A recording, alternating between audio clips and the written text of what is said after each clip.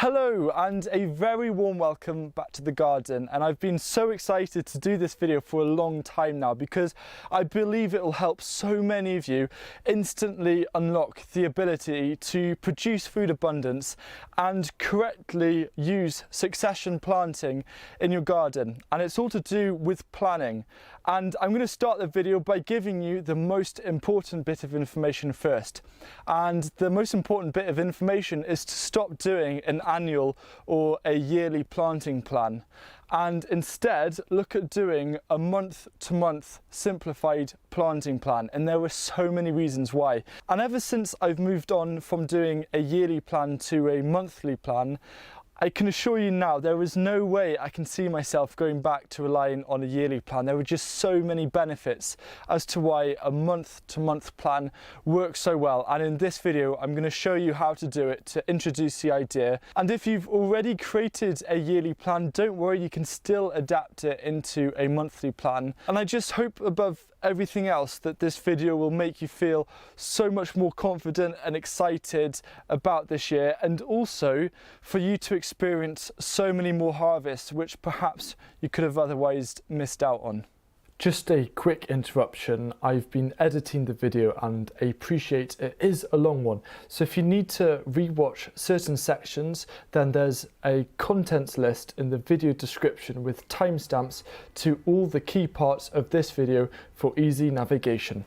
Okay, so I know a few of you might be thinking that a monthly planting plan may seem like a lot of work, but as I said before, I could never possibly imagine myself going back to a yearly plan, and the thought of it actually fills me with horror. The issue with a yearly plan is that it makes it very difficult for you to see the progression and the change throughout the months of the growing season, because the growing season has so many different things happening all at the same time. It's very hard to put that onto a single yearly plan. And what I love about creating a monthly plan is I can foresee what's going to happen in the future. Now, not everything is going to go to plan, but I know if I look on my monthly plan, say in June or July, I know that one of the potato beds will be clear by then, so I've got to make sure that there's something which I can plant in straight away. And let's imagine that I want to sow leeks after harvesting potatoes.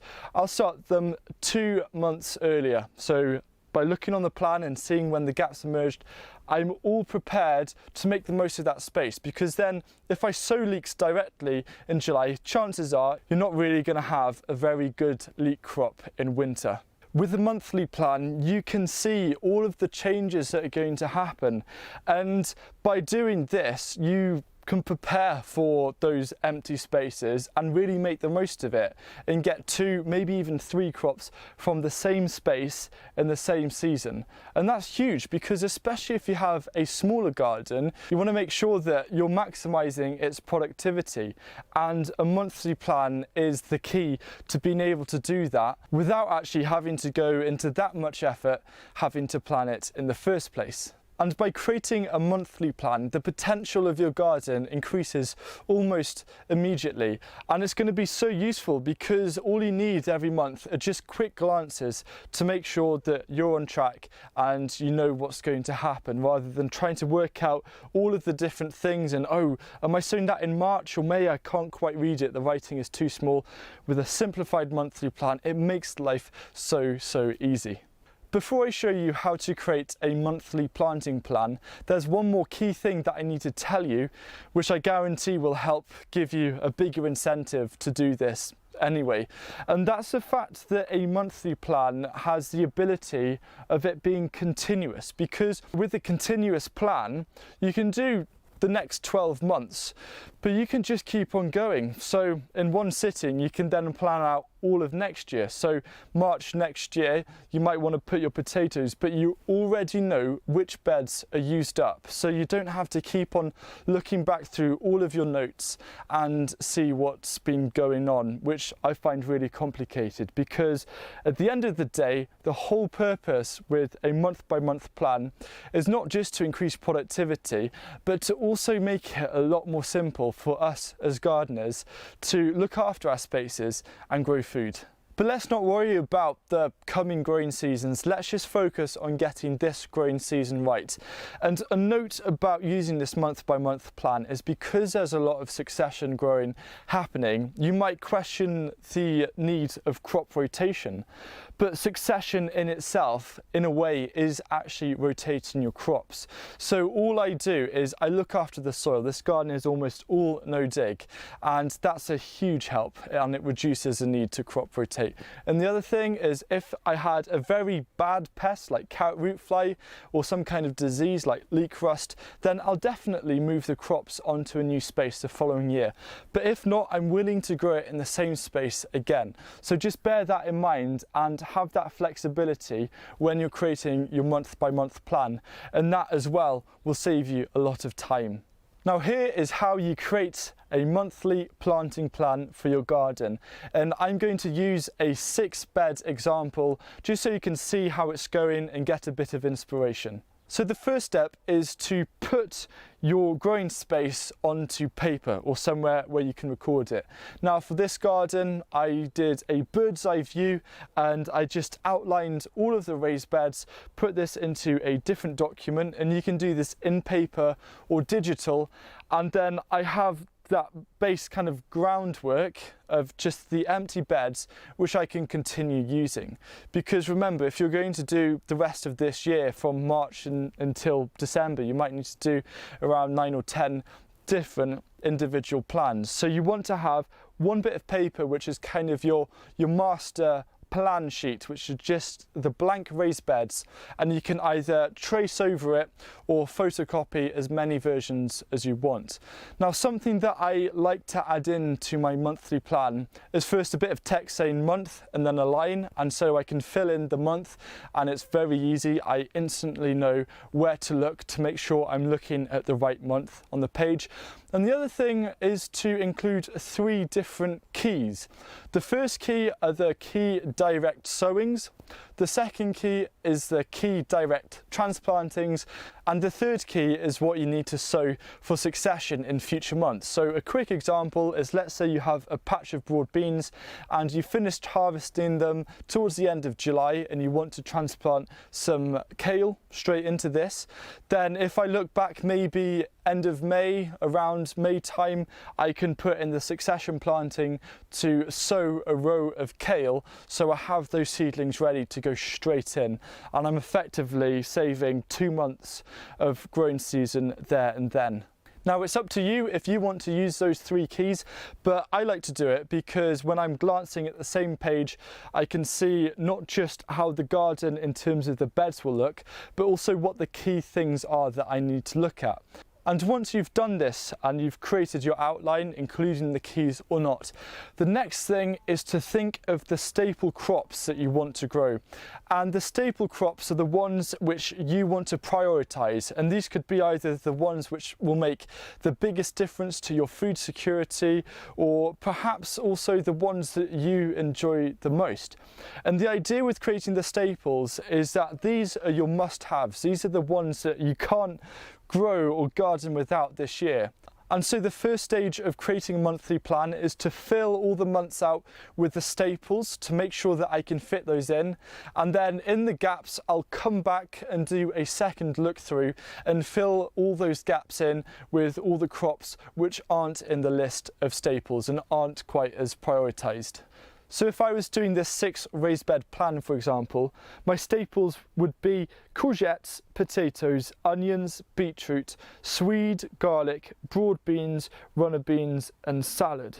And with just 6 raised beds, as long as I can fit all of those in and have a bit of space for all the extra crops, I will be very happy. And again, prioritizing the staples is another really quick and easy thing to do to make sure that you get the most important things sorted out first. For those of you who are very new to growing your own foods, you will need to spend a bit of time on the internet just researching how long it takes for things from sowing to harvesting, so you get a good idea in terms of when those crops are going to finish. But also, not all of the crops I grow I plan to succession plant. Very often there'll be one crop in the same place all through the year. And the idea with this video is to show you this concept of the month by month plan so you can see how it works for me, and then you can just make little changes to make it work for you, because there might be some things which you think, no, I don't quite agree with that, or you could spot a potential or something useful that I missed out. The best thing for it to be the most effective is to actually put your name on it, make it your own, and it's going to work a lot better than trying to copy someone else's. The next part of creating a month by month plan is to start with the first month and start filling it up. And for me, if I was starting this, I always like to start in March, mainly because in February it'd be a bit of a waste of paper because I'll only be sewing things indoors and nothing direct. And when you're doing this plan with all of the different months, you can either do it digitally and make little adjustments for each file, or do it on paper. I always like to start on paper and then transfer it digitally, but you can do it however you wish. Now, a thing that I can't stress enough is if you are doing it on paper, do it in pencil first, because very often as you progress through the months, you'll notice that perhaps there's a better place to put something, and by doing it in pencil, it's very easy to make the necessary amendments. I'm now going to switch to the computer view so you can hear and see my thought processes on how I plan out the first month. So here we are. The first thing I want to do is to make sure that I know the right month, so I'll just correct that to March. And what I want to do is, with the staples, one of the main staples are potatoes, and I like to mainly grow first earlies and second earlies. So in this bed I will grow some first early potatoes, and then I'll just move that over there, and then in the second bed I will grow second early potatoes. Then, because I've got these as like key sowings or plantings or whatever, I will then in here put first earlies, and then usually I will add in when I'll sow them, so perhaps mid-month, and then the next time will be second earlies in late March. Now down here we have broad beans, so I'll just move this up here somewhere around the center and then transplant the broad beans. And so you can quickly see how this is beginning to fill up. Now the final thing I need to do in March is prepare for two other staples, which is going to be sowing beetroot and then onion sets. And there I have a very quick overview. That's all I need to do to plan for March. Hopefully you have a good idea with how I like to lay out the first month and use the keys. Now let's look at how to start adding to this in the second month. And so just to refresh ourselves, here we have March, and the key successions are beetroot and onion sets. So let's go into April. First thing to do in the month box, fill it in with April. Key transplanting, remember in March we had beetroot and onion sets, so these will now go into transplanting. So I will put beetroot and onion sets here.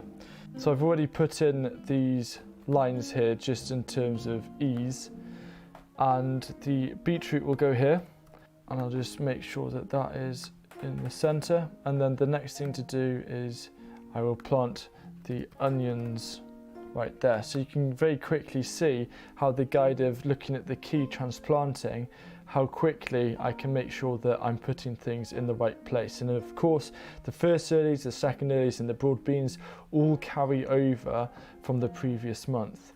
Now in terms of key direct sowings, I've got a few. The first thing are going to be leeks, which I'll do in early April. Then I've got kale, which I'll put in late April, and then finally start the salads bed. So I will then come over here, and this will be the salads bed, and then I will start off with kale on the far side. Now the kale will probably be transplanted before the leeks, so it'll just make it a lot easier taking them out first and leaving the leeks in place behind them. And here we have April nearly done now. The final thing I need to think about are the successions. So runner beans, I will start in mid-April. And the other staple I also want to include, of course, are courgettes. And I'll start those around mid-April as well. So you can just see very quickly how you look at March, how that's looking, and then how it progresses into April. Once you've done the second month, just continue doing the exact same thing, making sure that you have space for your staples, and to also bear in mind when things were planted and always refer back to the previous month to see if anything needs transplanting so you don't miss out on anything. Now, something usually happens around June when it comes to a change, and on this 6-bed plan, the main change in June towards the end of June is harvesting all of the first early potatoes and then transplanting the leeks. And so I'm going to show you June and July through the computer vision and talk you through the process so you can see just how the month by month plan really comes to its own and really shows off its strengths. So just to recap, this is March, and then you see how it transitions into April and then into May, and I'm always looking back in the previous months to make sure that everything matches up. And then we go into June, which is where a change happens. So back in May, there wasn't actually too much planting to be done, just a bit of direct sowing and weeds. And then here we have the first early potatoes and they're ready. And what I always like to do on the same month is to mention what's going out and then what's going in to replace them. I think that just makes it easier, because if I just put leeks, for example, I might get a bit confused because the potatoes are still there. So it's a very easy way of making it as clear as possible with a quick glance. So the potatoes are out and the leeks are in, and that's the only change I really need to make here in June. Also note that I've put dwarf beans in here. That's because I've gone back to start adding in the things which aren't in the staples, but I'll cover that later on in the video. Now if we just skip ahead on to July, the following month, I've now put the leeks here, instead of just being leeks in, put it back to leeks. So I know there's nothing else needing to happen there. But then these potatoes are out and the kale are in. And if you noticed in the bottom right hand corner of the salad bed, once something goes out, it extends.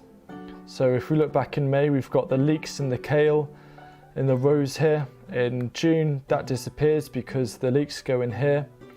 And then in July, the kale disappears because that then goes into the potatoes. And then of course, I've got the key transplanting here. I've got the runner beans coming in June, and I've got the courgettes coming in as well. So you can just very quickly see how from April and then May and then June and then July, how these changes are happening. And by doing it month by month, I can very easily see this, and I can look ahead and I can see that there are gaps available. And for example, right now, I can see that there's a gap available here. So I'd start to then think what crop could fill that gap. And then just continue making your planning. You can stop maybe around October or November. It's really up to you. You don't need to worry about the next growing season as much until you get into around late summer, early autumn. I like to stop around October or November because that's when I put in my garlic, and I think that's a good stopping point.